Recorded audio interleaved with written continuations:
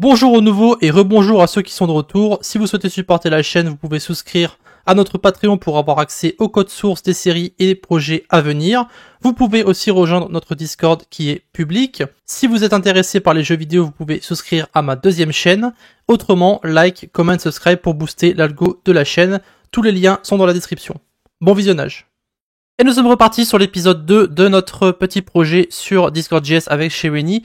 Et aujourd'hui, nous allons voir comment créer nos différentes commandes. Mais avant de faire ça, on va devoir modifier aussi l'index et on va aussi rajouter une base de données. Alors, on va installer quelques modules. On va installer ici Day.js qui sera utilisé pour une date dans la base de données. Et on va utiliser aussi Mongoose pour la base de données. Mongoose, c'est le plus simple à installer, que ce soit sur les VPN ou sur n'importe où en fait. Voilà. Donc ici, ça sera ça. Maintenant, on va lancer notre bot avec PM2. Alors, pour le début, on va pas le faire. On va juste mettre à jour la base de données, enfin la créer pour commencer. Alors, je vais ici utiliser la DB, comme j'ai dit, de MongoDB.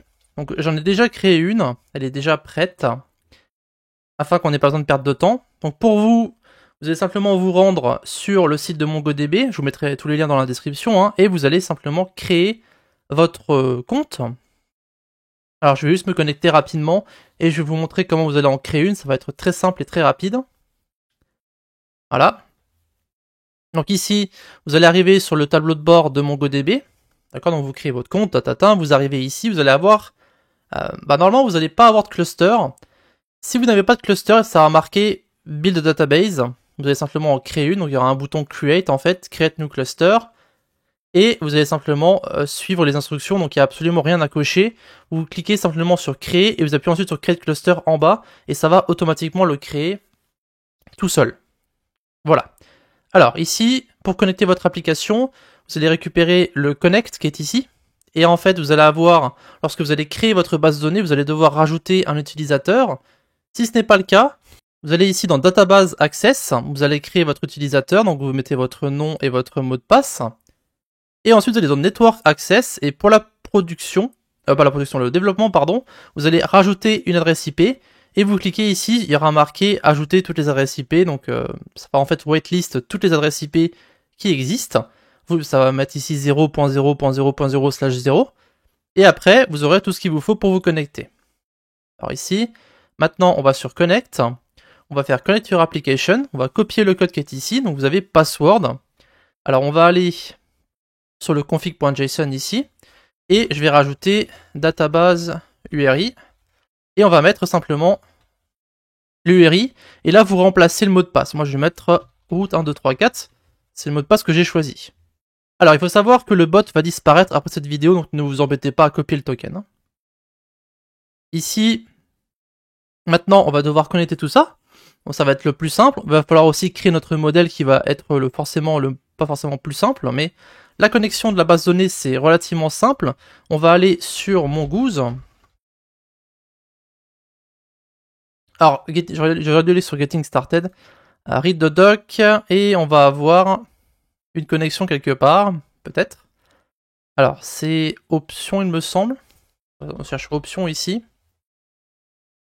Prototype option, c'est connection string option, voilà. Donc on a un connect, on a un URI, et après on a les différentes options, et si on va un peu plus bas, il me semble qu'il y a quelque chose pour nous connecter. Alors en tout cas il y en avait un à l'époque, peut-être que c'est plus le cas. Alors on a ici un mongoose.connect avec un URI, et il y a une petite option qu'on peut mettre ici, voilà, vous avez un exemple là, voilà, parfait, ça ici. Donc on va connecter ce mongoose, enfin copier ce mongoose connect ici. Je vais le mettre dans l'index. Donc mongoose.connect. Ici l'URI, ça va être en fait l'URI de la config. Donc on va mettre ici config. Et donc on aura database URI. Et après pour les options, on va copier ce qui est ici. Hop, hop. Et voilà. Voilà, c'est tout ce dont on a besoin. On va coller ça ici. Donc ça va en fait connecter notre base de données. Je vais mettre une erreur au cas où il y en a une. On va faire .den. Et ici, je vais mettre console.log. On va être connecté à la base de données. Et si jamais c'est pas le cas, s'il y a une erreur, on va faire un .catch. erreur, et on va mettre ici console.error, error. Voilà, ça c'est si jamais il y a une erreur, ça va nous le dire, autrement ça met connecté à la base de données. Maintenant, on va créer un dossier qu'on va appeler utils, et à l'intérieur on va mettre function.js. Donc ce fichier functions.js ici, il va nous permettre simplement de créer les différentes fonctions pour manipuler la base de données. Donc d'abord, on va créer un autre dossier qu'on va appeler models, et à l'intérieur, on va mettre guild.js, qui va en fait être notre modèle pour notre base de données. Et ici, nous, on va utiliser Mongoose pour faire ça. Donc const mongoose égale require. Alors, je rappelle juste rapidement, c'est vrai que je ne l'ai pas dit au début de la vidéo, mais c'était pas un tutoriel. Hein. C'est un projet qu'on crée au fur et à mesure. Donc tout ce que vous faites, c'est plus ou moins suivre. Donc c'est pour ça que j'avais dit au premier épisode qu'il vous faut les bases de Discord.js et aussi les bases de JavaScript. Autrement, vous allez être perdu. Hein. Donc ici, pour notre schéma, on va simplement mettre ID, ce sera une chaîne de caractères. On aura un mode channel. Celui-ci, ce sera de type... Alors, type... On va mettre string. Et le default, ça sera simplement une chaîne de caractères toute simple. Et après, on va copier ça. Et donc ici, ça sera pas mode channel, ça sera users, parce qu'on va mettre en fait les différents warns à l'intérieur de l'utilisateur. D'ailleurs, avant qu'on continue, je vais vous montrer quelque chose très rapidement. Donc on va mettre un arrêt qui va être vide. Voilà. Ensuite, on va mettre index.js. Donc ça, c'est pour exporter en fait nos différents modèles. Si jamais vous en avez plusieurs, donc on va faire un module.export égale, et donc on va mettre guild require, et on va mettre require sur le slash guild qui est ici. Voilà. Donc ça va permettre simplement... Alors on n'a pas exporté justement ici, c'est pour ça qu'il n'y avait aucune suggestion. Il va falloir qu'on le fasse rapidement. Donc ici on va mettre module.export égale mongoose.modèle. Ce sera le modèle guild, et on utilisera le guild schéma. Voilà. Ça c'est notre schéma. Ensuite on a des différentes fonctions, mais avant de continuer, je vais vous montrer rapidement les bots que j'ai utilisés pour... comment dire, pour m'inspirer des commandes qu'on va créer dans ce projet. Donc il y avait trois bots, pardon, il y avait probot aussi. Voilà, donc ces trois bots là, j'ai cherché sur top.gg, j'ai regardé les bots qui étaient de modération et qui avaient l'air corrects, entre guillemets. Donc on a ici je vais aller sur commande pour la modération, hop, et lui aussi, commande et modération. Voilà, alors, ici, je vais vous montrer comment j'ai regardé un petit peu les différentes commandes qu'on va taper. Alors je vais créer un dossier que je vais appeler commande.md et je vais taper les différentes commandes qu'on va faire ensemble. Alors, ici, j'ai regardé un petit peu toutes les commandes qu'il y avait et j'ai regardé pareil hein, sur Loliette et sur Koya. J'ai regardé ce qu'il y avait et j'en suis arrivé à cette liste-là. Donc je vais la coller. Donc ça, c'est la liste qu'on va faire. On va avoir le setNick pour simplement changer le nickname d'un utilisateur.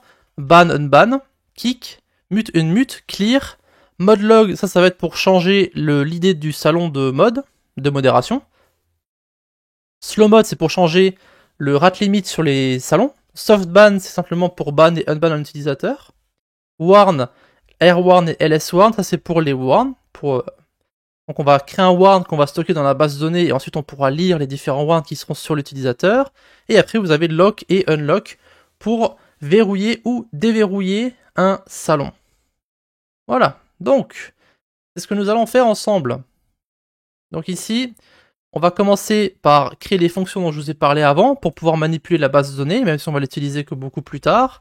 On va importer notre guild, donc require, donc on va en arrière puis modèle. Et donc ici, on va faire module.export égale client. Et on va créer nos différentes fonctions. Donc client.getGuild égale async guild. Et ici, on va faire donc, on va récupérer les guild data, await. Alors ça, ce sont des queries de Mongoose. Hein. Tout est trouvable dans la base de données, enfin dans la documentation. Donc id, on va mettre guild.id. Et donc return guild data. Voilà. Ensuite, on va mettre client.createGuild. Donc async guild. On va mettre ici const create guild. égale new guild. Donc on va simplement créer un nouveau modèle. Et le seul paramètre dont on a besoin, c'est id guild.id. Et après, il reste plus qu'à sauvegarder le tout. Donc createGuild.save. Et après, on renvoie un message g console.log. On va mettre simplement nouveau serveur. Et on va mettre l'id à l'intérieur, g.id. Voilà. Et enfin, client.updateGuild. Simplement pour mettre à jour les différentes informations à l'intérieur de la base de données ici. Donc guild et settings.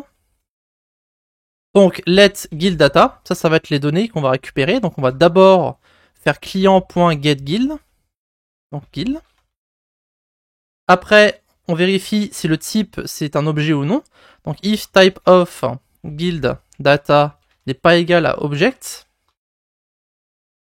comme ceci, eh bien on va mettre guild data égale un objet. Et après on fait une boucle, on va vérifier que la clé, les différentes clés qui sont dans les paramètres sont égales à ce qu'on va rajouter dans la fonction. Donc ici key in settings, on va mettre if guild data key n'est pas égal à settings key. Donc en gros, si jamais les informations qu'on va récupérer dans la base de données ne sont pas égales à ce qu'on a mis dans la fonction en paramètres, eh bien ça va le changer. Donc ici, guild data key égale settings key. Voilà. Et après, on va en dehors de la boucle, et après on va simplement mettre à jour tout ça. Guild data.update one settings. Voilà. Donc ça sera les différentes fonctions qu'on va utiliser, qu'on pourra utiliser sur notre bot. Maintenant, on va retourner sur le index.js qui est ici. Et on va importer ces fonctions. Require, ./util, /functions. Alors on va essayer d'être... on va mettre des doubles comme ceci partout. Et client en paramètres. Voilà. Donc, ici, avant de lancer PM2, je vais d'abord tester si tout fonctionne correctement. Par exemple, lancer PM2, je vais simplement tester que la base de données se connecte correctement. Alors, mongoose is not defined. Je l'ai pas importé dans l'index. Ok. Const mongoose égale require mongoose. Voilà. Ça devrait fonctionner maintenant. Hop. Ah, j'ai dû modifier le token depuis la dernière fois, j'imagine. Ah, parce que je l'avais sûrement montré, donc j'ai dû le modifier. Je vais juste le réimporter rapidement. Voilà, donc relançons le bot. Voyons voir ce qui s'est passé. Ok. On a maintenant connecté à la base de données et nous avons le bot qui est bien connecté. C'est parfait. Et maintenant, on va pouvoir accéder à ces différentes fonctions, comme dit, et on va enfin pouvoir commencer... Ah bah non, même pas en fait. On va pas pouvoir commencer nos commandes encore parce qu'il faut créer l'événement qui va permettre simplement de créer nos différents serveurs. Right? Et aussi, si jamais il y a eu une déconnexion, eh bien, lorsque les gens vont taper la commande, il faut que ça crée aussi le serveur. Donc ici, on va rajouter deux nouveaux événements. Alors, on va aller sur ready ici. Je vais copier cet événement ready et on va créer guild create.js. Alors je suis pas fan du CLI parce que le CLI il met le nom du fichier en minuscule et il y a des erreurs aussi au niveau du nom de la classe, etc. Donc c'est un peu... Je préfère le faire à la main. Donc ici, on va mettre guild create pour client. Description, on s'en moque. Once va être false. Et l'émetteur, on s'en moque, on n'a pas besoin. Donc ici, ça sera guild create, et pas vraiment de description à mettre ici. Pour l'exécute en paramètres, on aura guild et on aura async ici. Et donc maintenant, il reste plus qu'à aller sur await this.client.create guild et on met guild. Et donc maintenant, lorsqu'on va déclencher notre événement guild create, eh bien ça va simplement créer notre guild si ce n'est pas déjà fait. Et maintenant, il ne reste plus qu'à vérifier si la guild se trouve à l'intérieur, donc interactioncreate.js. Alors, ici, je vais l'appeler interaction create, et du coup, au lieu de guild create, c'est interaction create. Le paramètre, ça sera interaction, et on va récupérer donc nos paramètres, donc let guild settings égale await this.client.create. getGuild. Et donc, ça sera interaction.guild. Et si jamais ça n'existe pas, donc if guild settings, eh bien, on va simplement le créer. Donc, await this.client.create guild, interaction.guild. Et après, on va remettre guild settings égale ceci. Alors, ça c'est même pas nécessaire, mais on peut quand même le mettre. Interaction.reply. Je vais mettre. Alors, je vais mettre ça dans un objet. On va mettre content. Le bot a mis à jour la base de données pour votre serveur. Retapez la commande. Et du coup, ça va s'exécuter qu'une seule fois, le temps de créer la base de données. D'accord? Voilà.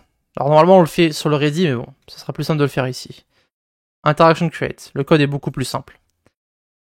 Ok, donc, bah écoutez, je pense qu'on a fini avec la base de données, ça nous aura quand même pris un petit peu de temps. Alors, je me suis demandé si je devais séparer la création de la base de données et la création des différentes commandes, histoire que ça fasse un épisode de 20 minutes pour la base de données et un épisode de 20 minutes pour les commandes. Donc, je pense que c'est ce qu'on va faire. Donc, le premier épisode, c'est ce qu'on a fait pour l'installation des outils. Là, maintenant, on a le deuxième épisode qui va être pour la création de la base de données. Et on fera donc le prochain épisode qui sera 30 minutes après celui-ci. Eh bien, on fera la création des commandes. Donc, si vous avez fini cet épisode et que l'autre n'est pas encore sorti, eh bien, on se voit dans 10 minutes.